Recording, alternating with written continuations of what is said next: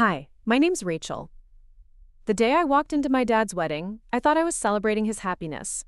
Instead, his bride-to-be cornered me in the hallway, her voice ice cold. "This would be better if you weren't here." And my dad? He just stood there, silent, like my presence meant nothing. I smiled politely and walked away. But deep down, I knew I couldn't let her win, especially since I was the one who paid for everything. Before we jump back in, tell us where you're tuning in from, and if this story touches you, make sure you're subscribed, because tomorrow I've saved something extra special for you. The Westbrook Hotel gleamed like a crystal palace as I pulled into the circular driveway. Spring in Boston meant cherry blossoms scattered across the pavement, their delicate petals swirling in the breeze. But the beauty outside only amplified my nerves as I stepped from my car, smoothing down my emerald dress. The fabric whispered against my legs, a gentle reminder that I needed to stand tall today. This wasn't just any wedding. This was my father's second chance at love, 10 years after Mom passed. I'd spent months helping him plan everything, from the venue to the caterer. My credit card still ached from the deposits. He deserves this, I'd told myself every time I signed another check. After a decade of loneliness, he'd met Vivienne at a charity gala. She'd swept into his life with designer clothes and a laugh that could charm anyone. Anyone except me, that is. The hotel lobby echoed with my heels as I crossed the marble floor, nodding at the staff who recognized me from countless planning visits. "Ms. Mitchell," the concierge called, waving me over with a concerned expression. "There's been a change to the seating arrangements. Ms. Blackwood requested it personally." My stomach tightened as I reviewed the new chart he handed me.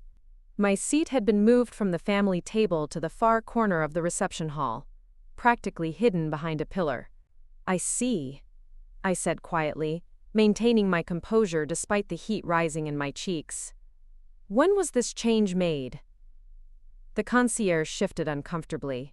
"About an hour ago, ma'am."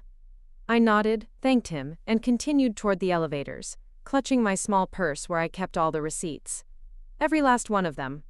The preparations were in full swing on the hotel's grand ballroom floor.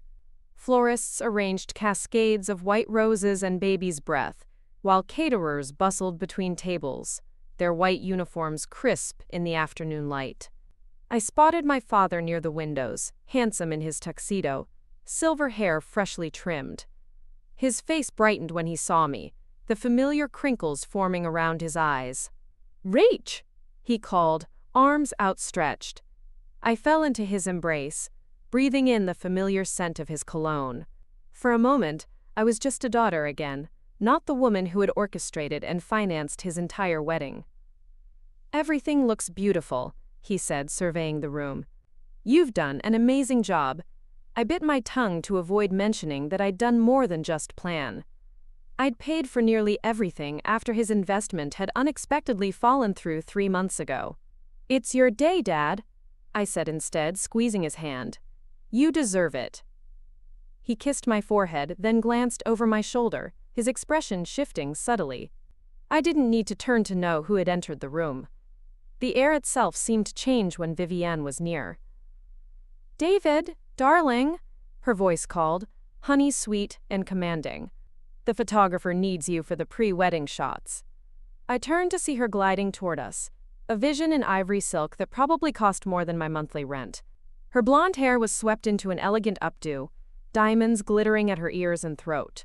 At 45, she was 15 years younger than my father, and she carried herself with the confidence of someone who knew exactly how stunning she was.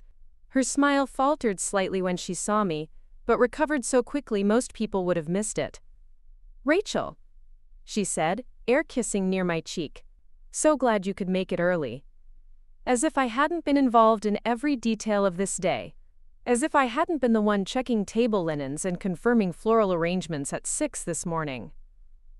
"Wouldn't miss it," I replied, matching her tone. I noticed the seating chart changed.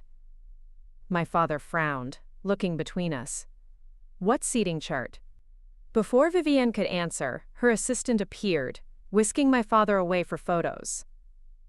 Vivienne lingered, her perfectly manicured hand resting lightly on my arm. Her grip tightened just enough to let me know it wasn't a friendly touch. "Rachel," she said, voice dropping to ensure no one else could hear. "I think we both know this day would go much more smoothly if you kept a low profile." I met her gaze steadily. "I've spent months making sure today is perfect for my father." Her lips curved into a smile that never reached her eyes. "And we appreciate your help, but now it's time for family only. Real family." The words struck like ice water. "I am his family," I said quietly. She tilted her head, diamonds catching the light. "For now. But after today, things will change. David needs to focus on our future, not his past. You're a reminder of his previous life, one he's moving on from." Preparing and narrating this story took us a lot of time, so if you are enjoying it, subscribe to our channel. It means a lot to us. Now back to the story. I stepped back, creating distance between us. "I've known my father for 30 years. You've known him for 8 months. Her smile remained fixed, but something cold flickered in her eyes. "Quality over quantity, dear. Now, if you'll excuse me, I have a wedding to prepare for." She swept away, calling instructions to a nearby florist who jumped to attention at her approach. I stood frozen, her words echoing in my mind. A reminder of his past. A reminder he's moving on from. My chest tightened as I watched her disappear into the bridal suite. I needed air. Slipping away from the bustling preparations, I found a quiet balcony overlooking the hotel gardens. Boston spread before me, the Charles River winding through the city like a silver ribbon. I pulled out my phone, scrolling through photos of Dad and me through the years, camping trips, graduations, the day I opened my own design studio. Had I imagined the growing distance between us since Vivienne entered the picture? The missed Sunday dinners? The shortened phone calls? The way he'd started checking with her before making plans with me? I leaned against the railing, trying to push aside the doubts creeping in. This was his day. I wouldn't ruin it with my insecurities.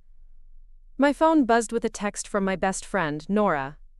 "How's it going? Wicked stepmother behaving?" I smiled despite myself. Nora had nicknamed Vivienne Maleficent after their first meeting. "Define behaving," I typed back. The 3 dots appeared immediately. "That bad? Want me to come early?" Nora was scheduled to arrive for the ceremony at 4, 2 hours from now. I considered it for a moment, then decided against it. "I'm fine. See you at 4. I slipped my phone back into my purse, my fingers brushing against the thick envelope of receipts I'd been keeping meticulous track of. $70,000. That's how much I'd contributed when Dad's investments had temporarily frozen. Just until the accounts clear, he'd promised. "I'll pay you back every penny." I'd insisted it wasn't necessary. I was happy to help. But now, with Vivienne's words still stinging, I couldn't help wondering if I'd been naive. A knock on the balcony door interrupted my thoughts. My father stood there, bow tie slightly crooked, concern etched across his face. "There you are," he said, stepping out to join me. "Everything okay, Ratch?" I forced a smile. "Just getting some air. It's busy in there." He nodded, leaning against the railing beside me. We stood in silence for a moment, watching the city below. "I can't believe I'm getting married again," he said finally. "Sometimes I feel guilty, like I'm betraying your mother." My heart softened. "Mom would want you to be happy, Dad. You know that."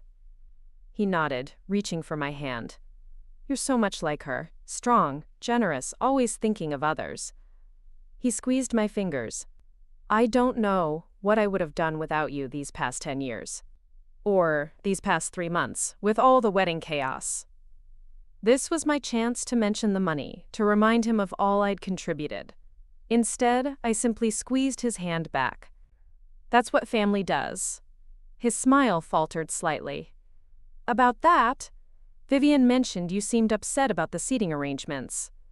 So she'd gotten to him already." Typical.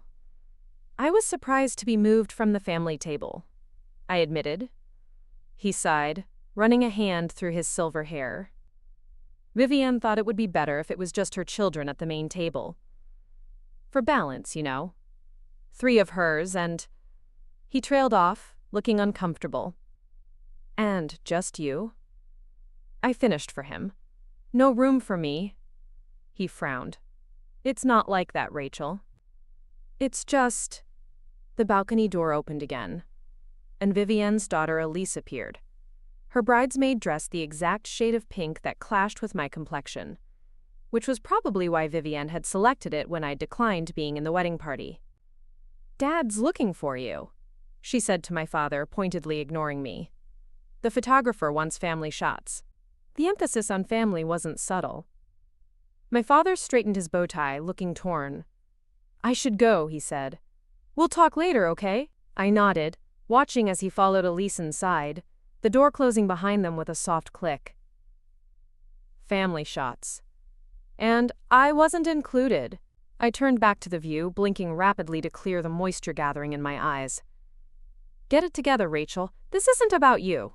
But as I stood alone on that balcony, I couldn't help feeling that something precious was slipping away from me. My phone buzzed again, a notification from my banking app.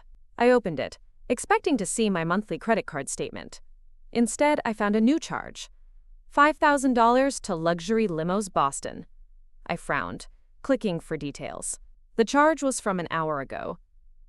But I'd paid for the wedding transportation weeks ago, through my regular vendor at a fraction of that price. I scrolled further, finding 3 more fresh charges. $3, $200 to a jeweler I didn't recognize, $4, $500 to Elite Catering Supplements, and $7,000 to Westbrook Hotel Premium Suite. None of these were approved by me. My heart raced as I pulled up my father's contact information. Before I could call, another notification appeared, a payment confirmation email from the hotel, thanking me for upgrading the honeymoon suite package. What was going on? I rushed back inside, navigating through the busy hallways toward the hotel's business center. I needed to print these statements before confronting anyone. As I rounded the corner, I nearly collided with Vivienne's sister, Monica, who was speaking to the hotel manager. "Yes, Ms. Blackwood authorized all the upgrades," she was saying.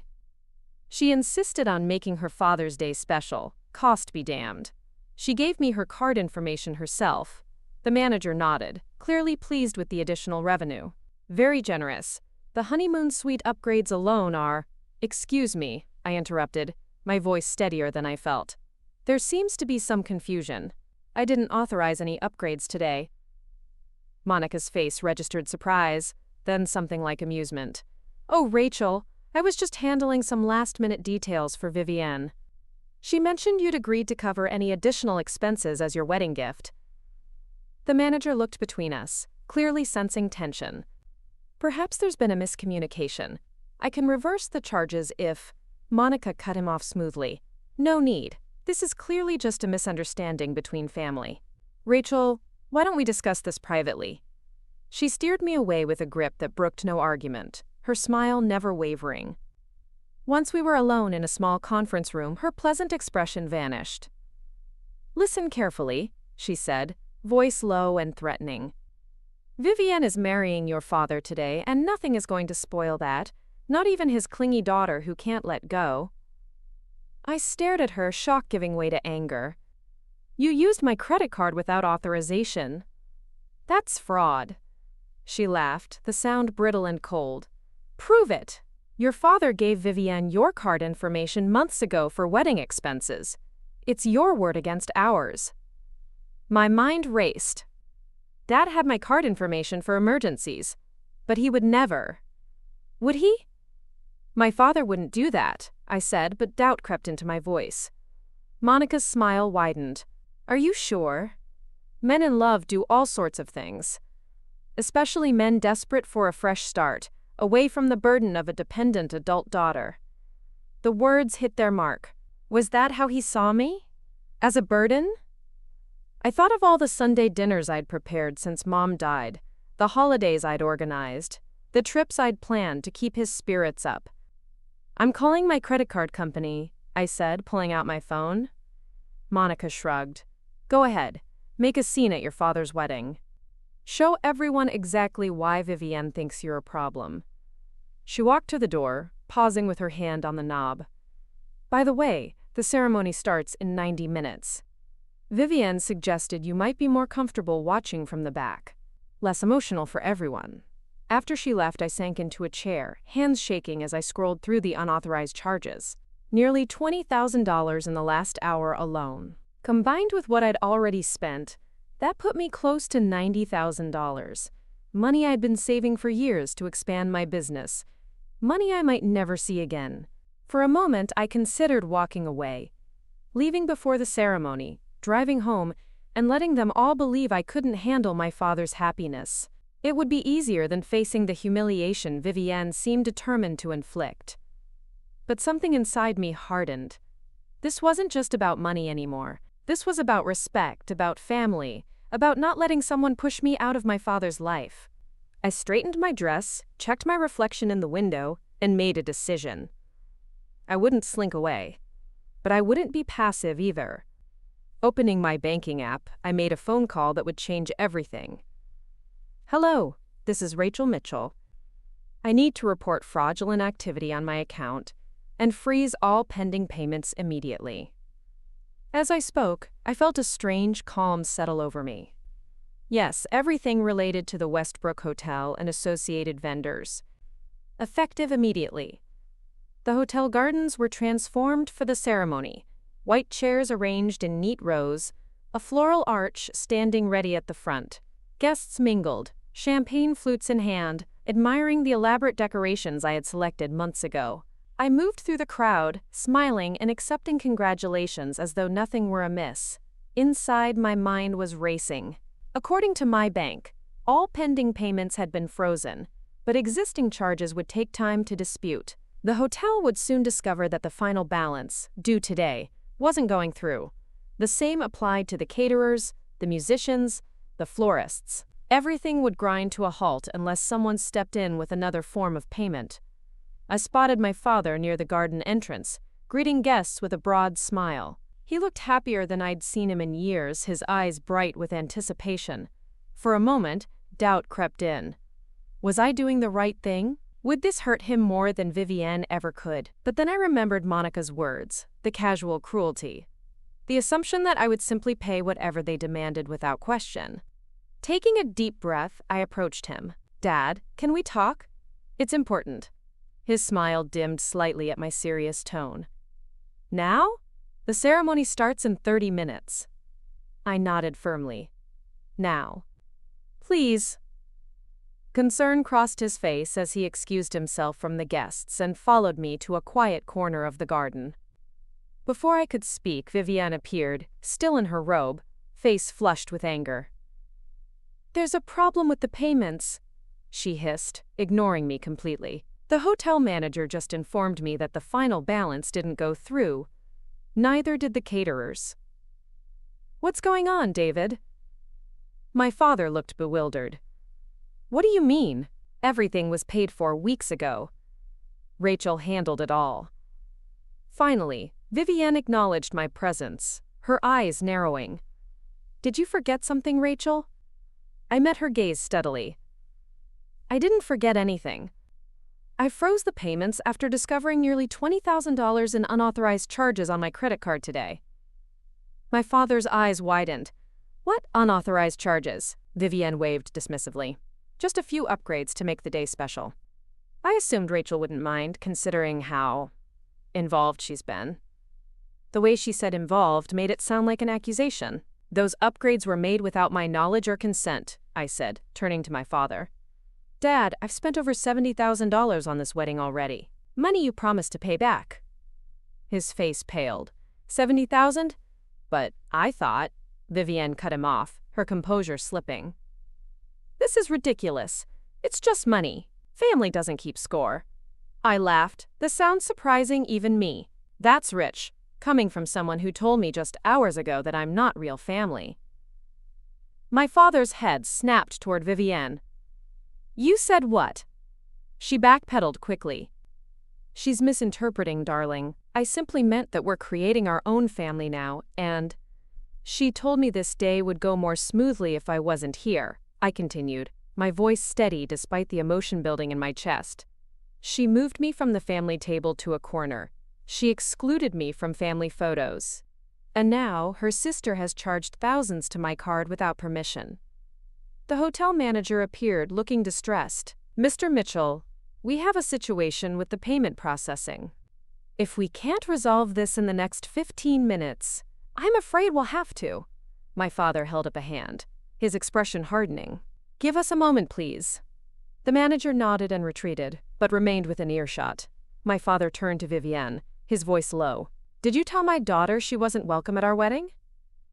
Vivienne's expression shifted, calculating. David, you know how emotional Rachel can be. She's clearly jealous of our relationship and is trying to sabotage our day. Look at what she's doing right now. I pulled out my phone, opening my banking app. I have proof of every unauthorized charge. They all happened within the last 2 hours while I was here at the hotel. I handed my phone to my father, watching as he scrolled through the transactions, his expression darkening. Quote, a $7,000 suite upgrade? $3,200 at Jensen's Jewelers? What is this? Vivienne's sister appeared, champagne in hand, unaware of the tension. Viv, the earrings arrived. They're perfect. She stopped short, noticing our expressions. My father looked up. Earrings? What earrings? Monica blanched, realizing her mistake. Just a small gift for the bridesmaids. Nothing extravagant. $3? $200 isn't extravagant? I asked. My voice calmed despite the anger building inside me. That's more than my monthly mortgage payment. Vivienne shot her sister a warning look before turning to my father, her voice softening. David, darling, this is all a misunderstanding. Let's not let Rachel's issues ruin our special day. But something had changed in my father's expression. He looked at Vivienne as if seeing her clearly for the first time. You charged thousands to my daughter's credit card without permission? After telling her she wasn't welcome here? Vivienne's facade cracked slightly. I was going to tell you about the charges. There just wasn't time with all the preparations. The hotel manager cleared his throat. Mr. Mitchell, I hate to interrupt, but we really need to resolve the payment situation. The caterers are threatening to pack up. My father straightened his shoulders. Decision made. Tell them to go ahead. Vivienne gasped. David, what are you saying? He turned to her, his voice firm but sad. I'm saying the wedding is off, Vivienne. The words hung in the air between them. Her face contorted with shock, then fury. You can't be serious. Over some misunderstanding about money? Over her? She pointed at me accusingly. This isn't about money, my father replied. It's about respect. It's about honesty. It's about family. He turned to the manager. Please inform the guests that there will be no ceremony today. I apologize for the inconvenience. The manager nodded, clearly uncomfortable, and hurried away. Vivienne stood frozen, disbelief written across her face. You're choosing her over me? After everything? My father reached for my hand, squeezing it gently. I'm choosing the truth, Vivienne. And the truth is, you tried to come between me and my daughter. That's something I can never accept. Her mask slipped completely then, revealing the coldness beneath. You'll regret this, David. You're throwing away your last chance at happiness. She stormed off toward the hotel, her sister hurrying after her. We stood in silence, watching them go. Around us, staff began dismantling the ceremony setup, confused guests whispering among themselves. I'm sorry, Dad, I finally said, my voice small. I never wanted to ruin your day. He shook his head, pulling me into a hug that felt like coming home. You didn't ruin anything, Rachel. You saved me from making a terrible mistake. He pulled back, looking into my eyes with the warmth I remembered from childhood. Your mother would be so proud of you for standing up for yourself. Tears pricked my eyes at the mention of Mom. I miss her, I whispered. He nodded, his own eyes glistening. Me too, every day. We stood together as the sun began to set over the Boston skyline, casting long shadows across what should have been a wedding venue. It wasn't the ending anyone had expected, but as I leaned against my father's shoulder, I realized it was the right one. "What happens now?" I asked as we watched the last of the guests depart, confusion and gossip trailing in their wake. My father sighed, loosening his bow tie. "Now I start repaying my debt to you, every penny, and not just the financial one." He looked down at me, regret and determination mingling in his eyes. I let myself get so caught up in the idea of a new beginning that I nearly lost what matters most. A staff member approached cautiously. "Mr. Mitchell, there's still the matter of the outstanding balance." My father straightened his shoulders. "Send me the bill, the real one, not the inflated version." As the staff member walked away, Dad turned to me with a half smile. "How about we get out of here? I think I owe you dinner, at the very least." I smiled back, feeling lighter than I had in months. "I know just the place." We walked away from the remnants of what should have been his wedding day, arm in arm, toward something more valuable than any ceremony, the truth and the family we'd always been. The morning after my father's canceled wedding, I awoke to sunlight streaming through my childhood bedroom window. I'd brought Dad home with me last night, neither of us ready to face his empty condo filled with half-packed boxes for a honeymoon that wouldn't happen. His gentle snoring from the guest room was oddly comforting, a reminder that, despite everything, we still had each other. Before we jump back in, tell us where you're tuning in from, and if this story touches you, make sure you're subscribed, because tomorrow, I've saved something extra special for you. My phone buzzed with messages, concerned friends who'd attended yesterday's non-event, a few clients wondering about Monday's meetings, and 3 missed calls from unknown numbers, probably Vivienne or her family. I ignored them all and padded to the kitchen to start coffee. The granite countertops gleamed in the early light, a sharp contrast to the emotional mess of yesterday.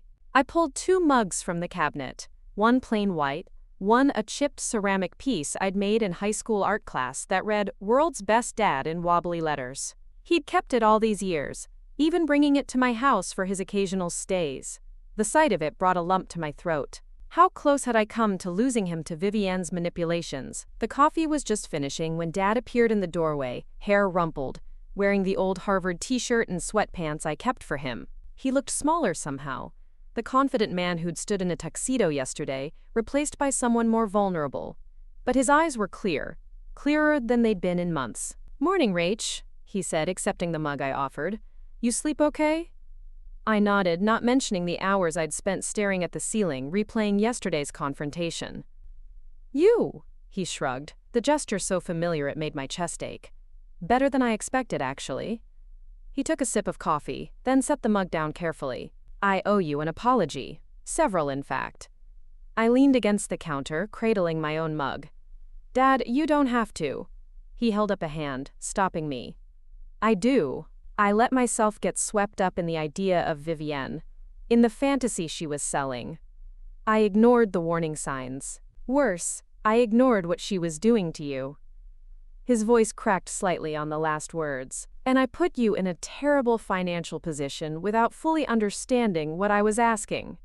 We moved to the small table by the window, sunlight warming our shoulders as we talked, really talked, for the first time in months. Dad pulled out his reading glasses and a small notebook, insisting on documenting every penny I'd spent. $73,422, he said finally, removing his glasses to rub his eyes. Plus the unauthorized charges we still need to dispute. Rachel, I had no idea it had gotten so out of hand. I reached for the notebook, closing it gently. "It's just money, Dad." He shook his head firmly. "It's not just money. It's your savings, your business expansion fund. And I promise to pay you back." He straightened his shoulders, determination replacing the guilt in his eyes. "I'm putting the condo on the market. The real estate market's strong right now. I should be able to cover everything and still have enough for a smaller place." "Dad, no," I protested.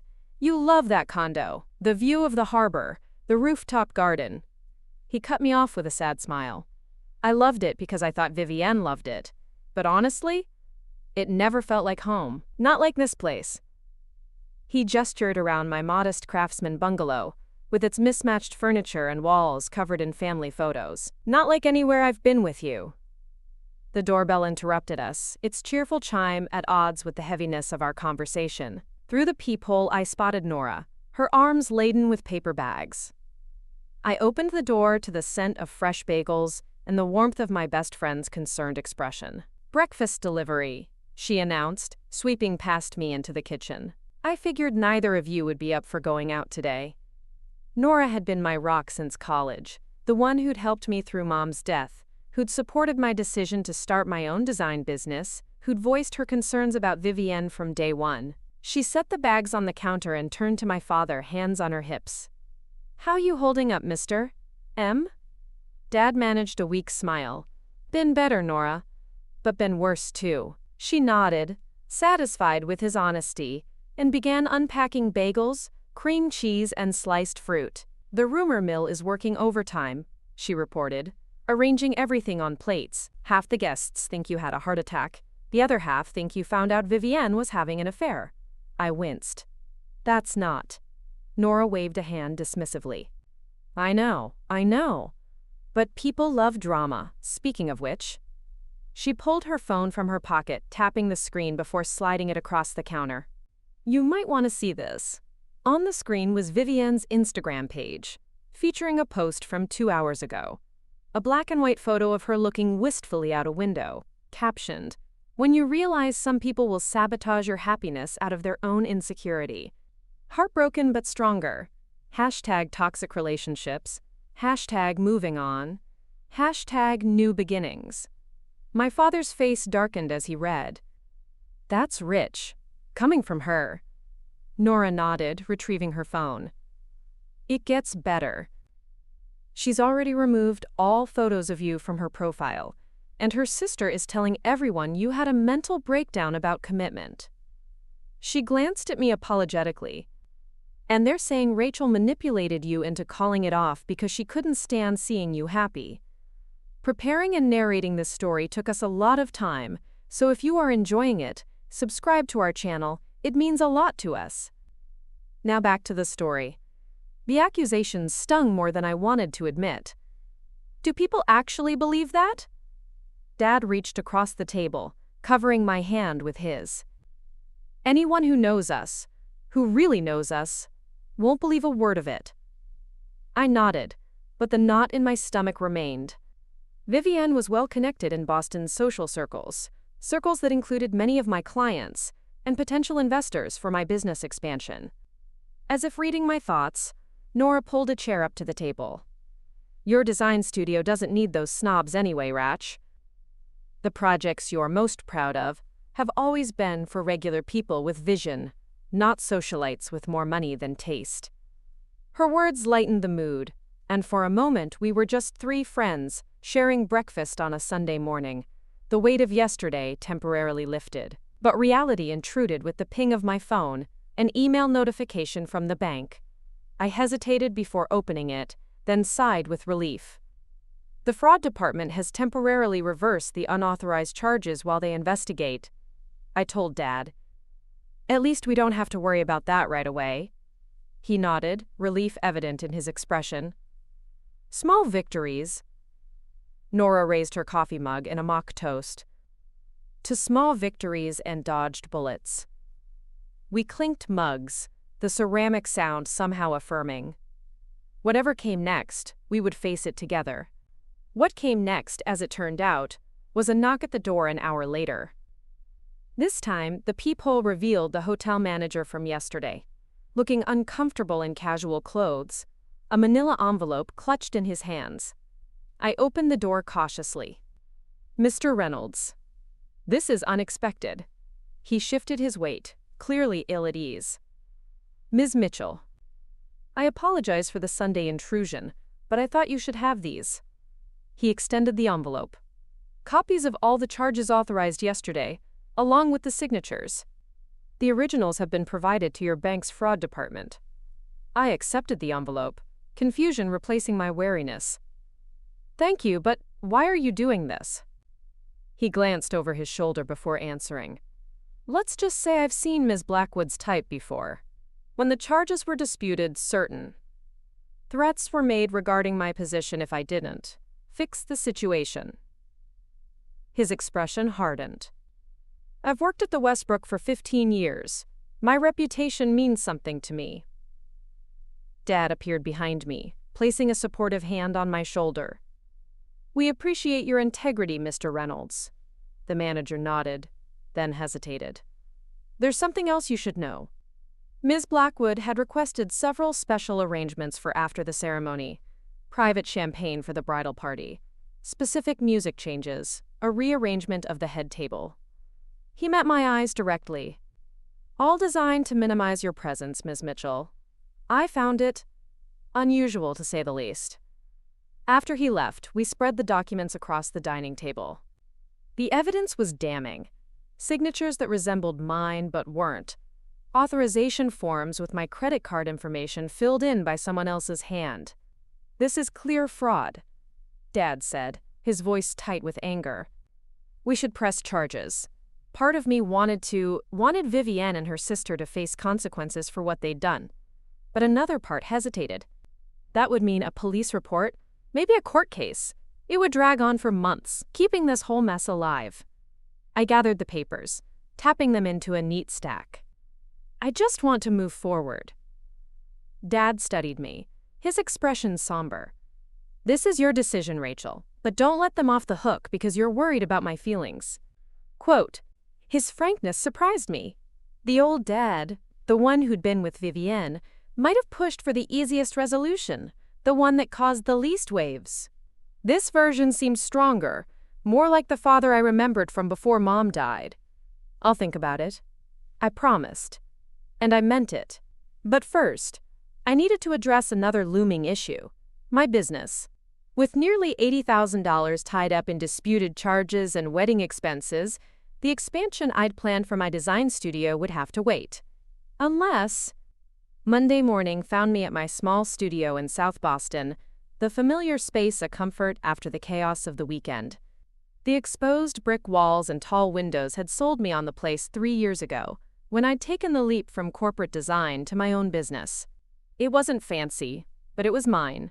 Every piece of furniture selected with care, every sample book organized just so. My assistant, Zoe, arrived at 9 with coffee and concerned eyes. I heard about the wedding, she said, setting a latte on my desk. Or the non-wedding, I guess. You okay? I appreciated her directness, one of the reasons I'd hired her straight out of design school. Getting there, I answered honestly. But we need to talk about the expansion. For months we'd been planning to take over the vacant space next door, doubling our square footage and adding a proper meeting area for clients. The deposit was due this week, a deposit I could no longer afford. Zoe's face fell as I explained the situation. So we're putting it on hold? Not necessarily. I pulled out my sketchbook, flipping to the designs I'd worked on late into the night. I've been thinking about a different approach. What if, instead of expanding physically, we expand our services? Offer virtual design packages, develop some template options for clients with smaller budgets. I showed her the pricing structure I'd developed, the marketing plan, the potential reach. Zoe's eyes widened as she caught on. Lower overhead, broader client base, less dependence on the high-end market. She nodded slowly, then with increasing enthusiasm. And we could still take on the custom projects we love, but with this as a steady income stream. Her fingers tapped the page excitedly. This could actually be better than the original plan. By lunchtime, we'd outlined a complete pivot strategy. It wouldn't replace the expansion funds I'd lost, but it would create a path forward, one that felt more authentic to my vision than chasing wealthy clients had ever been. I was deep in website mock-ups when my phone rang, an unknown number lighting up the screen. Against my better judgment, I answered. Rachel Mitchell. Silence, then a throat clearing. Rachel, it's Barbara Sinclair.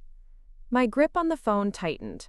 Barbara was one of my biggest clients, and one of Vivienne's closest friends. I braced myself for the cancellation I was sure was coming. Barbara, what can I do for you?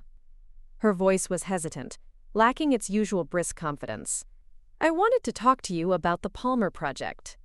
The renovation we'd been planning for her Beacon Hill brownstone, a project worth over $50,000 in design fees alone. I understand if you need to find another designer. She cut me off. Actually, I was calling to confirm we're still on schedule. Unless you'd rather not work with me anymore? Confusion replaced my resignation. I assumed after everything with Vivienne. Barbara's sigh was audible through the phone. Rachel, I've known Vivienne for 20 years. She's always been. She paused, clearly choosing her words carefully. Let's just say what happened at the wedding didn't surprise me as much as it might have surprised your father. I sank into my chair, processing her words. So you don't believe her version of events? Barbara's laugh held no humor. Vivienne has a pattern. She latches onto successful men, isolates them from their families, then becomes the victim when things fall apart. I've seen it before. There was another pause. Your father is lucky you were there to open his eyes.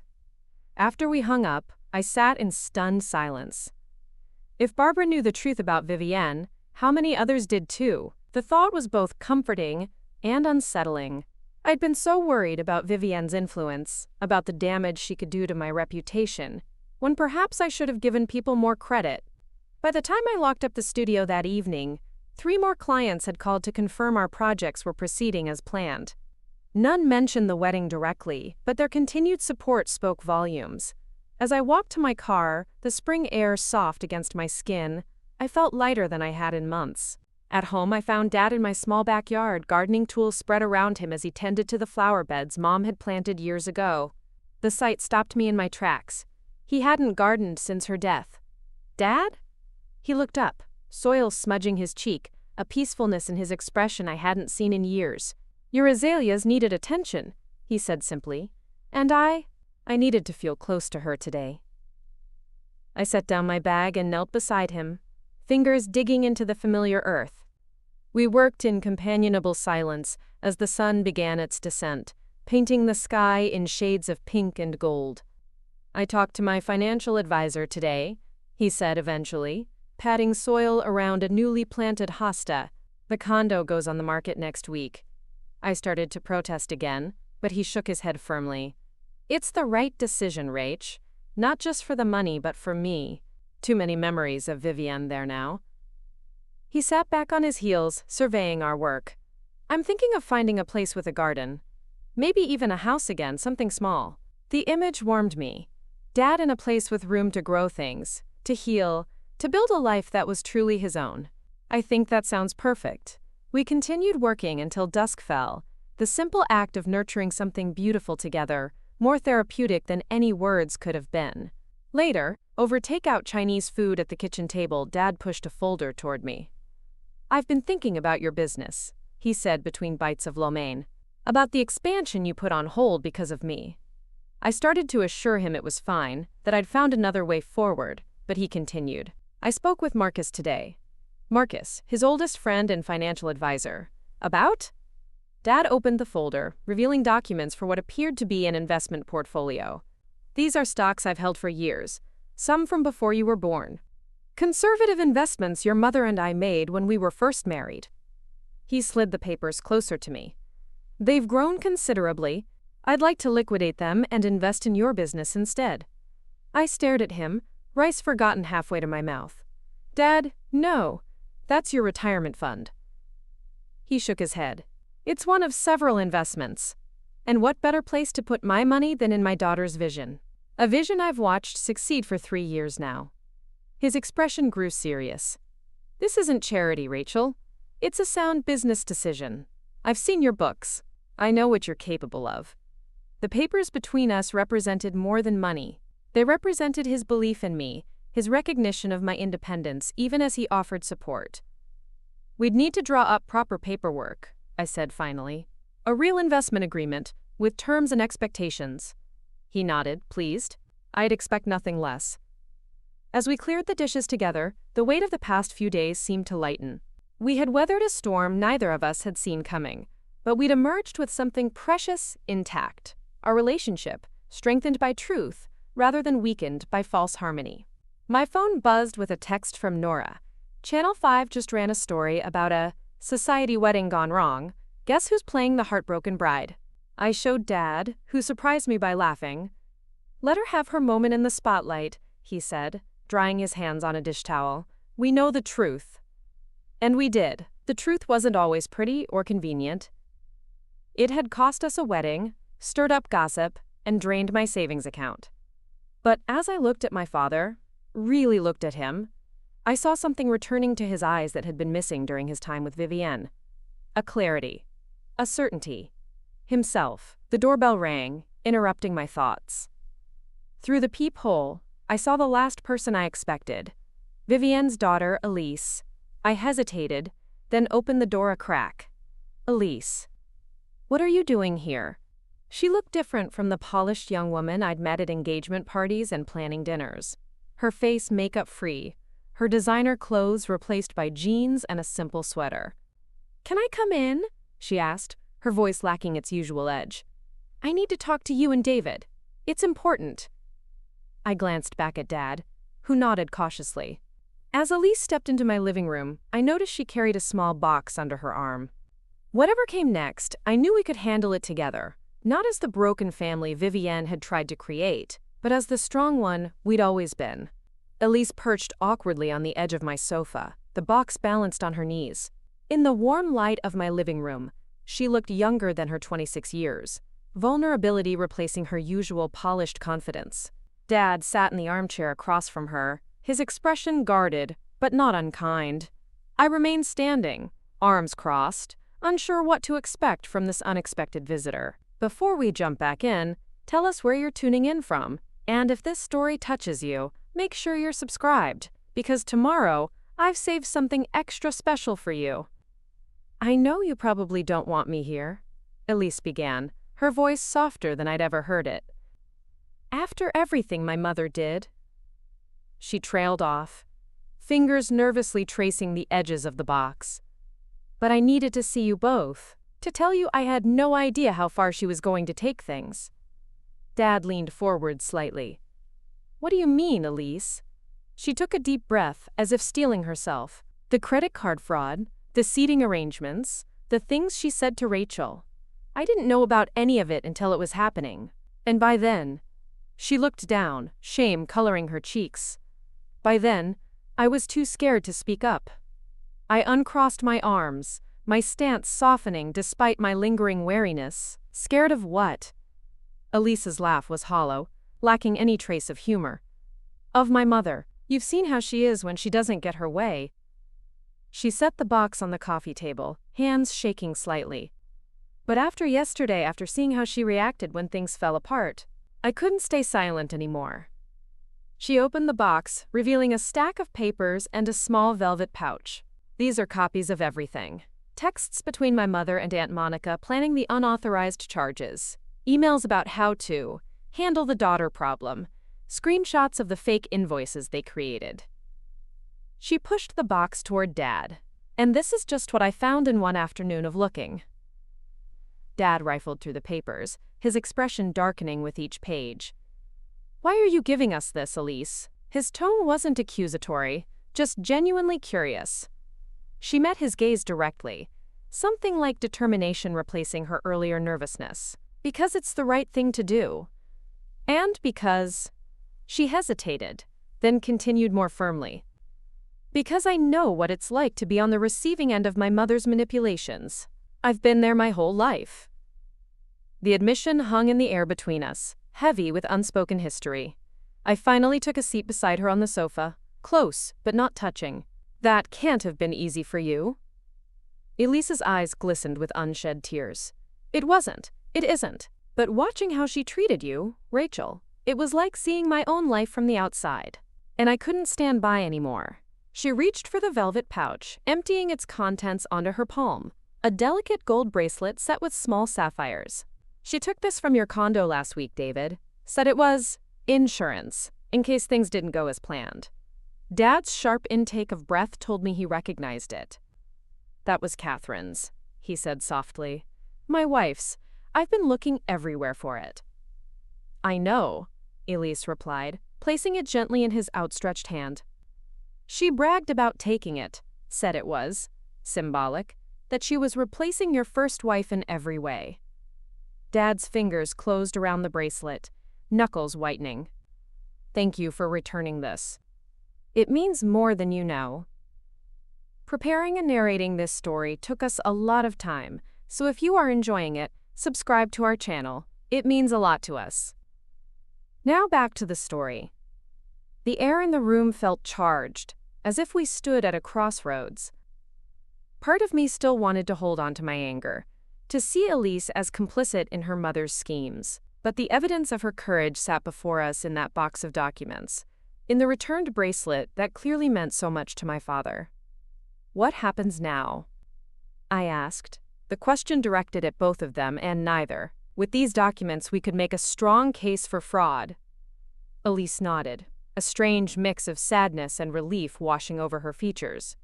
You could, and you should. She straightened her shoulders, the gesture reminiscent of her mother but somehow more authentic. I'll testify if needed. I can't keep enabling her behavior. Not with you, not with anyone.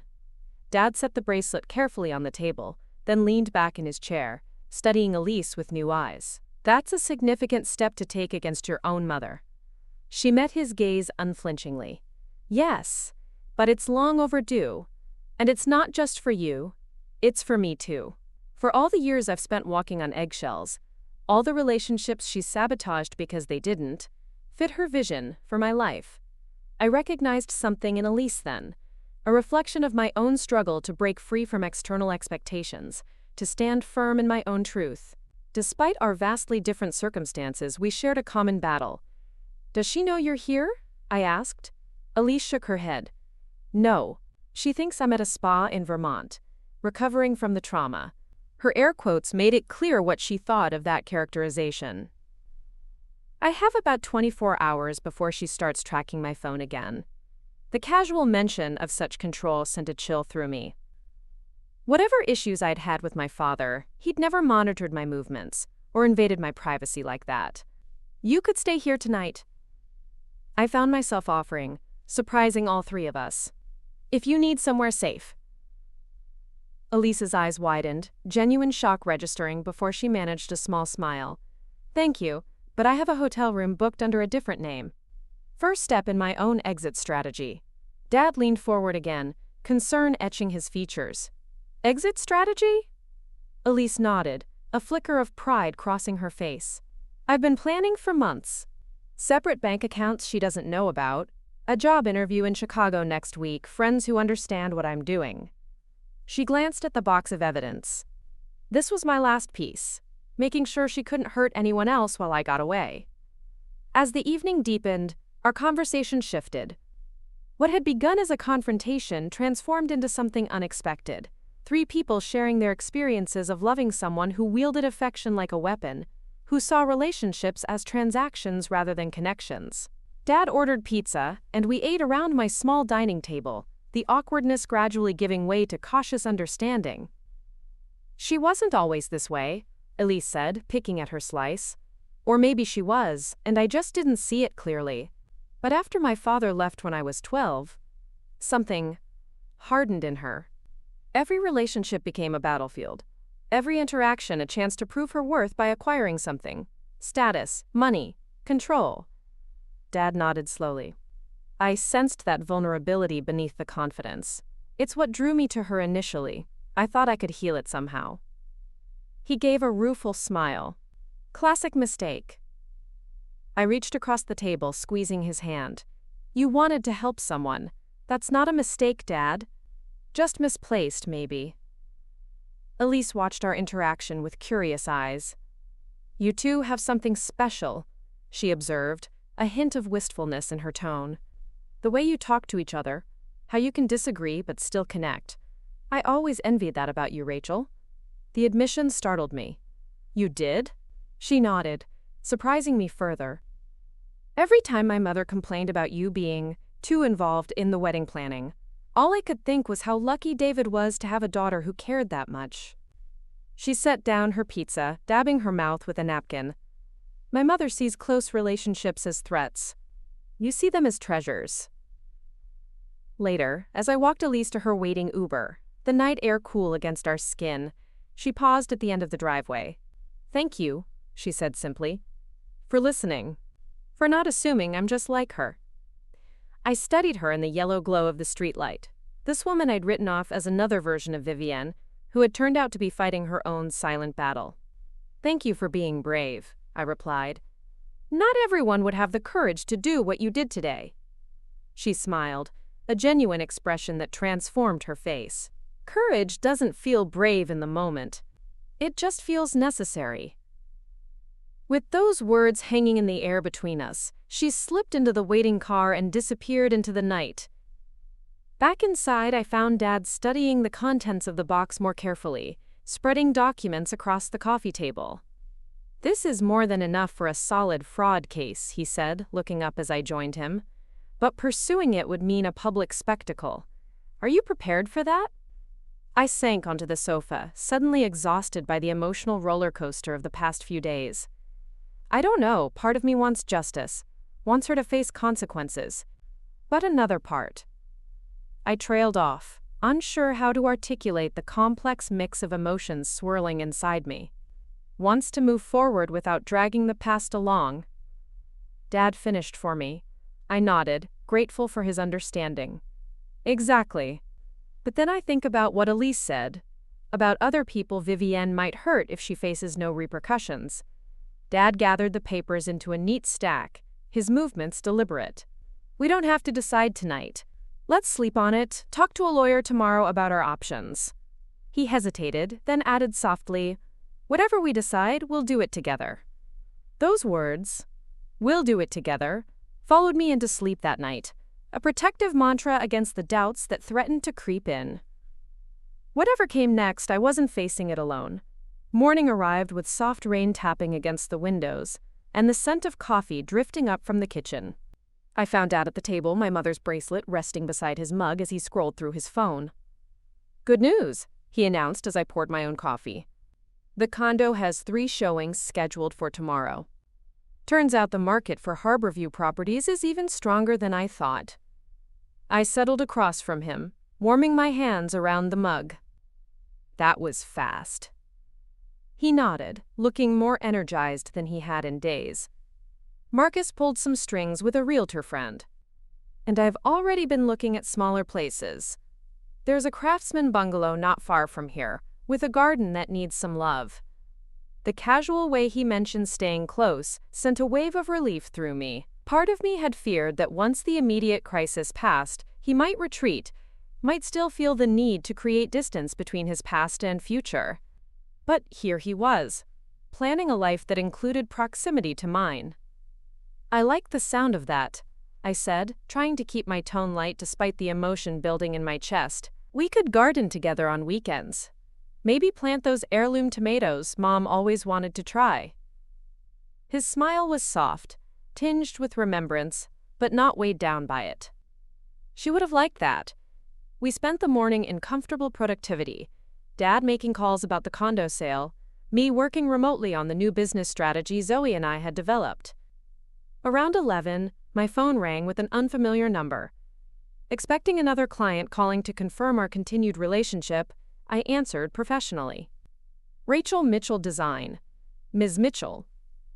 The voice was male, authoritative but not unfriendly. "This is Detective James Collier with the Boston Police Department. I'm calling regarding a report we received about credit card fraud associated with an event at the Westbrook Hotel this past weekend." My heart stuttered. "I haven't filed a police report yet."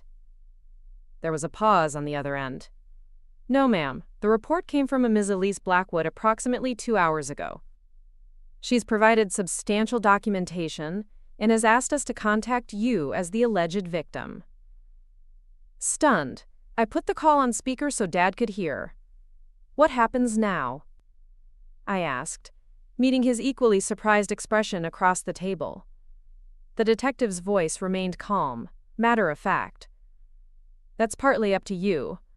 Ms. Blackwood has given a full statement, implicating her mother and aunt in a scheme to defraud you of approximately $80,000. We'd like you to come in, verify the unauthorized charges, and give your own statement." Dad leaned closer to the phone. "This is David Mitchell, Rachel's father. Is Elise still there?" There was a shuffling sound before the detective responded. She was here most of the morning. Left about 30 minutes ago. Said she had a plane to catch. A plane. Chicago, I realized. Her job interview, her fresh start. She hadn't waited for our decision. She'd made her own. After arranging to meet with the detective that afternoon, I hung up and stared at Dad in disbelief. She actually did it. She reported her own mother.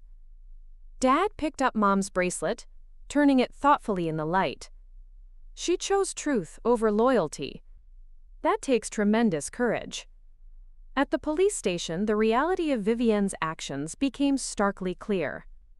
Spread across a conference table were printouts of text messages, email exchanges, and bank statements that painted a damning picture.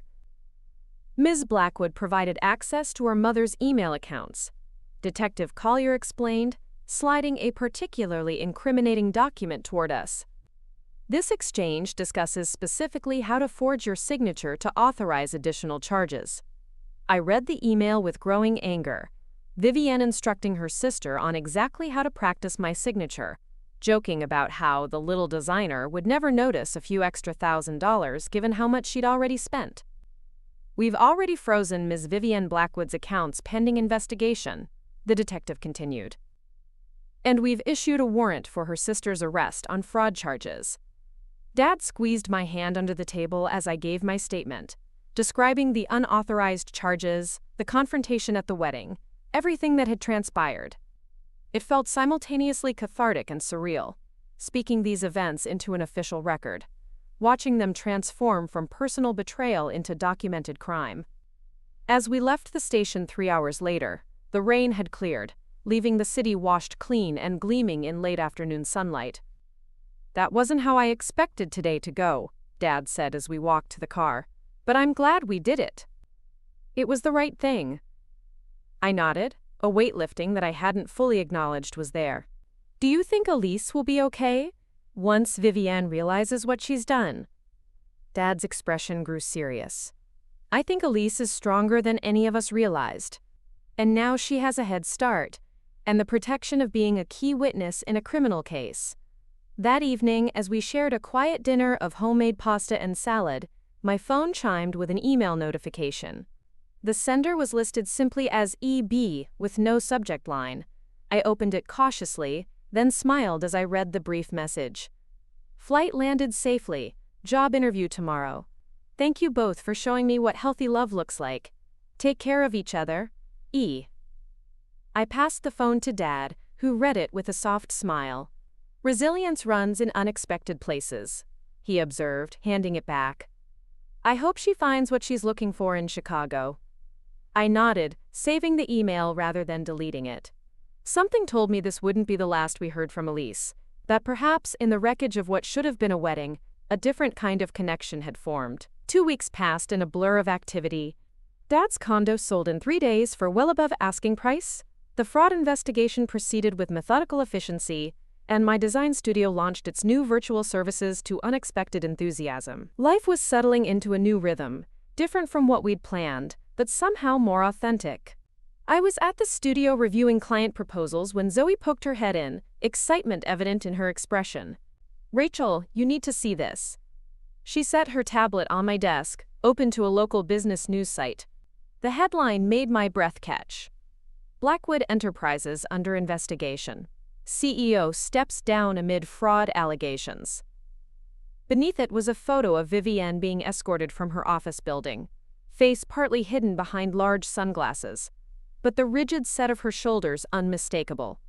I scanned the article quickly, key phrases jumping out: widespread financial irregularities, pattern of fraudulent behavior, multiple victims coming forward.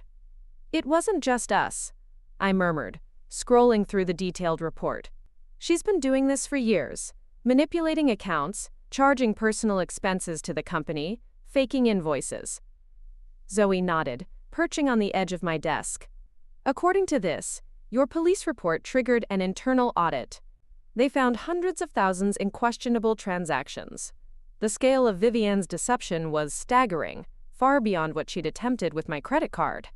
Her carefully constructed facade had completely crumbled, leaving behind a trail of financial and emotional destruction that would take years to fully unravel.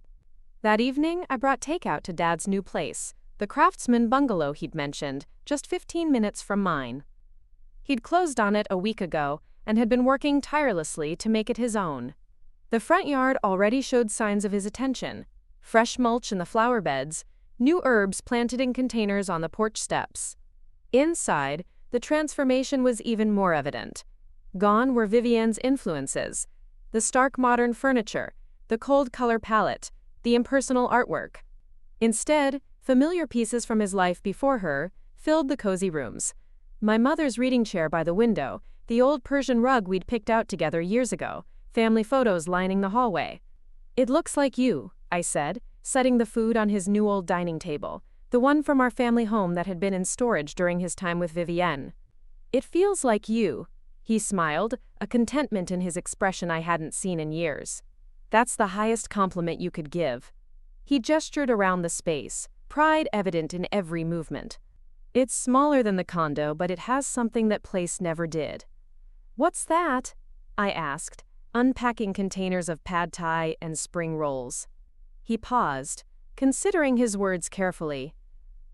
"Authenticity, I suppose. Everything here is something I genuinely love, not something I acquired to impress others or fit someone else's vision." He pulled plates from the cabinet, mismatched pieces we'd collected over years of family dinners. "Including this." He set a small potted orchid on the table between us, identical to the one my mother had kept on our kitchen windowsill throughout my childhood. "Found it at the market this morning. Thought it might bring some of her energy into the space."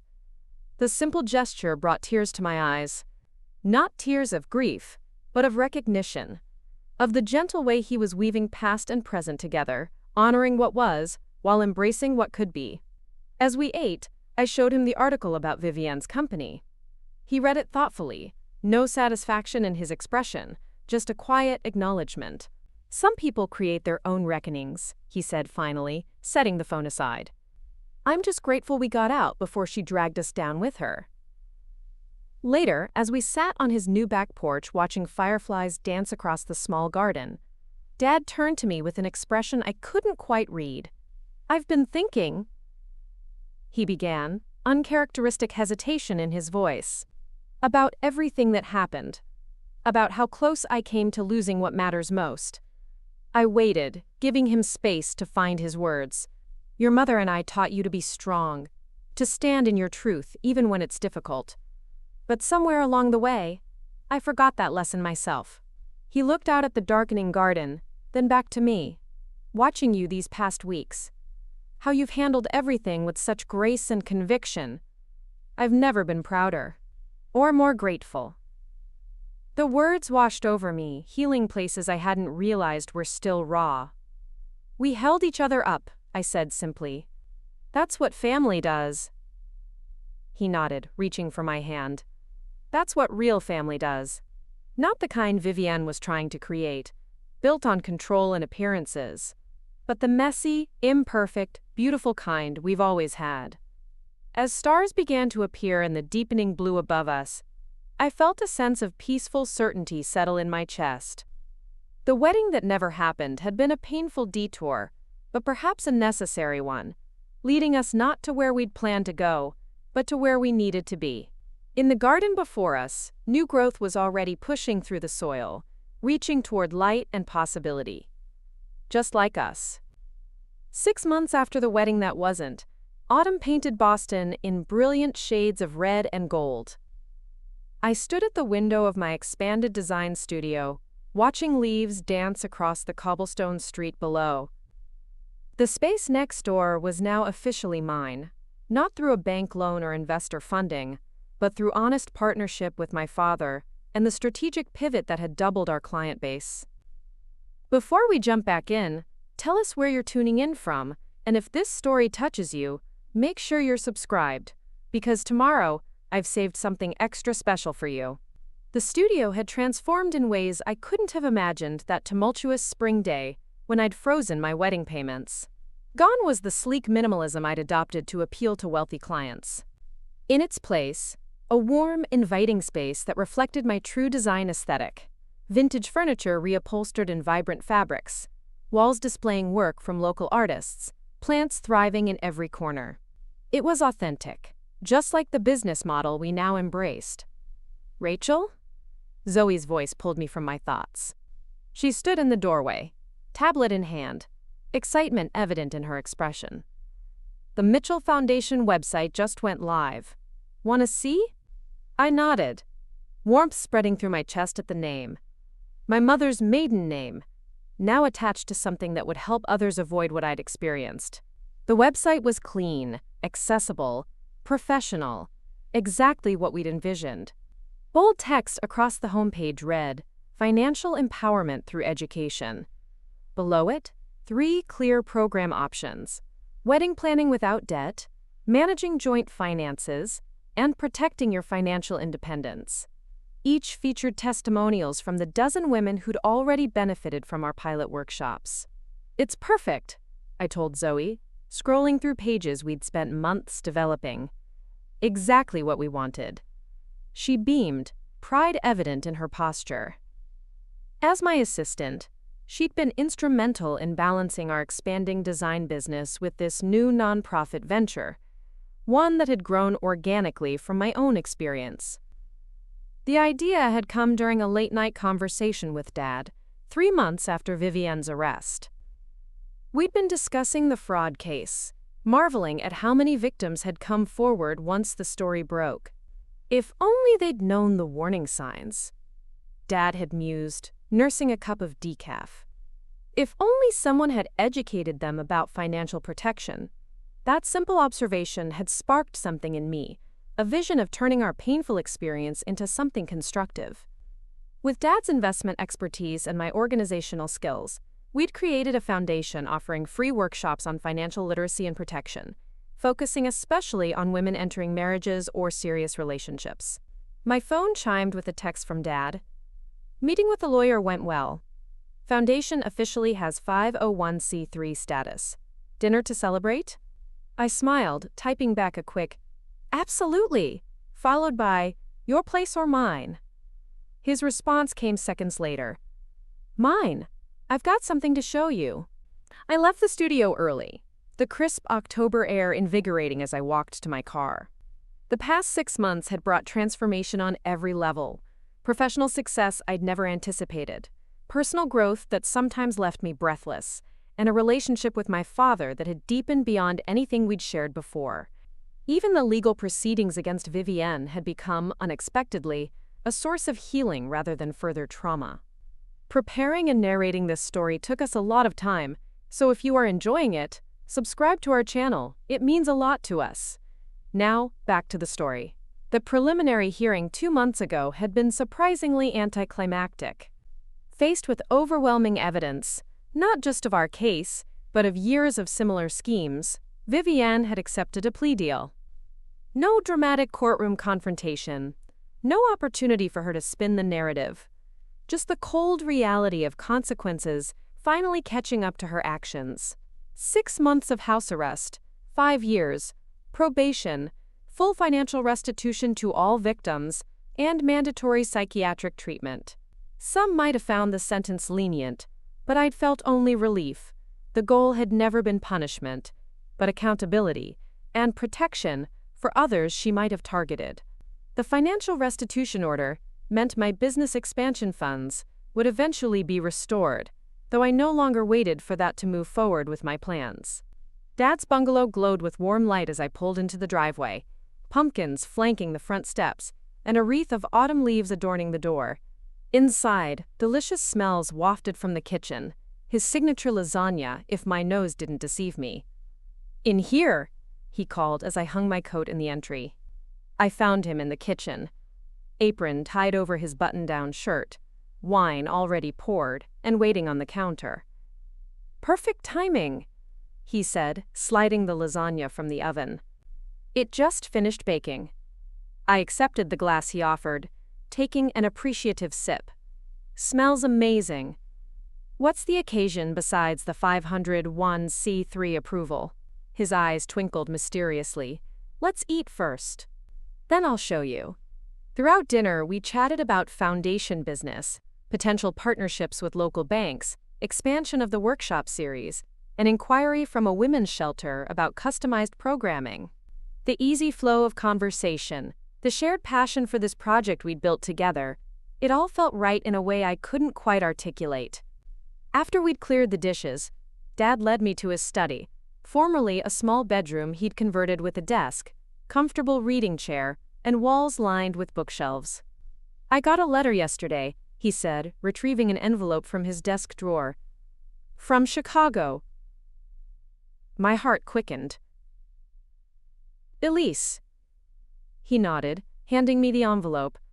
"Read it yourself." I slid out thick stationery, unfolding it carefully to reveal elegant handwriting. "Dear David, and Rachel, as I suspect you'll share this, it's been 6 months since that weekend that changed everything. I wanted you to know I'm doing well here in Chicago. New job, new apartment, new friends who know nothing about my former life or my mother's notoriety. It's refreshing to be known only as myself. I've been in therapy, working through the patterns I internalized growing up. It's hard, messy work, but necessary. I realized I never properly thanked you both for showing me what was possible. How standing in your truth, even when painful, creates space for authentic living. You'll be pleased to know I've started volunteering at a financial literacy program for young women here. Something about helping others avoid the manipulation I witnessed feels healing. I don't know if our paths will cross again, but I wanted you to know that what seemed like an ending that weekend was actually a beginning. For all of us, I think. With gratitude, Elise P.S. I've enclosed something I thought Rachel might appreciate. It arrived at my old address, and I felt she should have it. I looked up from the letter, blinking back unexpected tears. She sounds happy. Dad nodded, satisfaction evident in his expression. She sounds free. He reached for a small box on his desk that I hadn't noticed before. This came with her letter. For you. The box was small, wrapped in simple brown paper. Inside, I found a journal bound in soft leather, its pages thick and creamy. A note tucked inside the cover read, "Found this at a bookshop here. Reminded me of something you said about documenting your journey. Everyone should write their own story, not let others write it for them. E." The thoughtfulness of the gift left me momentarily speechless. This woman, who had once seemed an extension of Vivienne's hostility, had become an unexpected ally, even perhaps a friend of sorts. "I should write to her," I said finally, running my fingers over the journal's supple cover. Dad nodded, then hesitated, a slight flush coloring his cheeks. "Actually, that's not the only surprise I have tonight." He reached into his desk drawer again, pulling out a thick folder. "I've been working on something these past few months. A side project, you might say." He handed me the folder, which I opened to find a manuscript title page, Financial Security in Relationships, A Practical Guide by David Mitchell. I flipped through pages of thoughtful advice, personal anecdotes, and practical worksheets. "Dad, you wrote a book?" He chuckled, clearly pleased by my reaction. "Not just me. There's a section I'd like you to contribute about younger women entering relationships with significant financial disparities." He sat on the edge of his desk, suddenly looking slightly nervous. "Marcus has connections with a publishing house. They're interested if you're willing to collaborate." The offer took my breath away, not just the opportunity itself, but what it represented. My father, once so eager to leave the past behind that he'd nearly sacrificed our relationship, now wanted to publicly share our story, our lessons learned, our hard-won wisdom. "I'd be honored," I said simply, knowing he would understand the depth of emotion behind those words. Later, as we sat on his back porch with coffee and the homemade apple crisp he'd surprised me with for dessert, a comfortable silence enveloped us. The garden he'd lovingly restored over the summer had begun its autumn rest, but even in the gathering twilight, I could see evidence of his care in every corner: the neat mulch paths, the trimmed perennials, the bird feeders stocked for winter visitors. "I got a call from the realtor who sold the condo," Dad said eventually, warming his hands around his mug. "Guess who bought it?" I raised an eyebrow, curiosity piqued. "Someone we know?" He nodded, a wry smile playing at his lips. Barbara Sinclair. It took me a moment to place the name. Vivienne's friend, my client who had surprisingly stood by me after the wedding debacle. Really? Small world. Dad's smile widened. Even smaller than you think. She's completely renovating it. Apparently the previous decor was cold and impersonal. We both laughed, the sound carrying into the darkening garden. I wonder what Vivienne would think of that, I mused, not really caring about the answer. In truth, I rarely thought about her anymore, except in the context of the foundation work. She had become, not a wound that still pained me, but a teacher whose difficult lesson had ultimately led to growth. I got another interesting call today, Dad continued, setting his mug on the small table between us. From Catherine's brother, your Uncle Mark. My interest quickened. Mom's brother had moved to Seattle years ago. We exchanged Christmas cards, but little else. Is everything okay? Dad nodded, his expression softening. More than okay. He's getting married next spring. Asked if we'd both come out for the wedding. The invitation touched me, a connection to my mother's family maintained despite the years and distance. That would be wonderful, I said, already mentally blocking out time in my schedule. Dad fidgeted slightly, seeming uncharacteristically hesitant. There's one more thing. He reached into his pocket, withdrawing a small velvet pouch I recognized immediately, the one that had held Mom's bracelet when Elise returned it. I've been thinking about this for a while now. He opened the pouch, tipping its contents into his palm, not the bracelet, which now resided safely in my jewelry box, but a ring. A simple band of white gold, set with a modest diamond flanked by tiny sapphires. My breath caught. Mom's engagement ring. Dad nodded, turning it carefully so it caught the porch light. I've kept it all these years, never quite knowing what to do with it. It didn't feel right to wear it after she passed, but I couldn't bear to put it away entirely. He held it out to me, his eyes bright with emotion. I'd like you to have it now. I took it carefully, the metal cool against my skin. Are you sure? He nodded, certainty replacing his earlier hesitation. Completely. Not because I'm letting go of Catherine, I never will, but because this ring represents the kind of love worth having. The kind that sees you clearly, supports your dreams, stands beside you in difficult times. His voice grew stronger, more passionate. The kind of love you deserve, Rachel. Not the conditional affection Vivienne offered, not the manipulative control she wielded. Real love, messy and imperfect and enduring. He reached across the space between us, covering my hand with his. I want you to have this as a reminder, whether you ever choose to wear it or not, that you should never settle for less. Tears blurred my vision as I closed my fingers around the ring, feeling its weight, physical and symbolic. Thank you, I whispered, the words inadequate for the gift he'd given me. Not just the ring itself, but the wisdom behind it. The permission to expect more. To demand authenticity in my relationships. I've been thinking about what we've built these past months, Dad said, gazing out at his garden. Not just the foundation or your business expansion, but the understanding between us, the truth we've reclaimed. He turned back to me, his expression earnest. I keep coming back to something your mother used to say, that the most valuable thing in life isn't what you accumulate, but what you build. The words resonated deeply, echoing my own reflections of recent months. She was right, I said softly. Always was. Dad smiled, the lines around his eyes crinkling with genuine happiness. She also said you'd grow up to be stronger than both of us combined. Looks like she was right about that too. As night settled fully around us, stars appearing one by one above the garden, I felt a sense of completion I hadn't expected to find so soon after the turmoil of spring. Not because all wounds had healed, some would always remain tender to the touch, but because those very wounds had transformed into something valuable. Like the Japanese art of kintsugi, where broken pottery is mended with gold, making the repaired piece more beautiful than the original. We had taken our broken expectations, our shattered trust, and repaired them with something precious: honesty, resilience, mutual respect. The result wasn't perfect. It bore visible marks of what we'd endured. But it was stronger for having been broken and remade, more authentic for the difficult journey we'd traveled together. The following Sunday, we held the Foundation's first official workshop in the community room of the local library.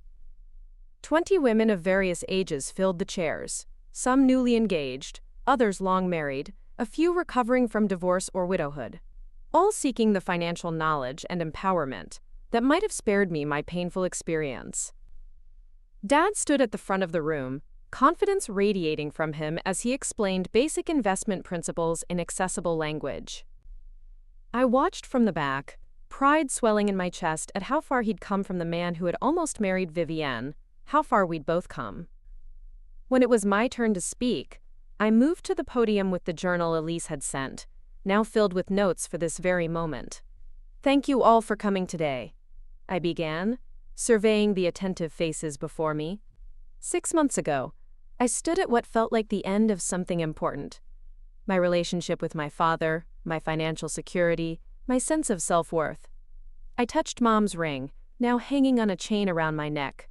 Not hidden, but not yet ready to be worn as she had intended it.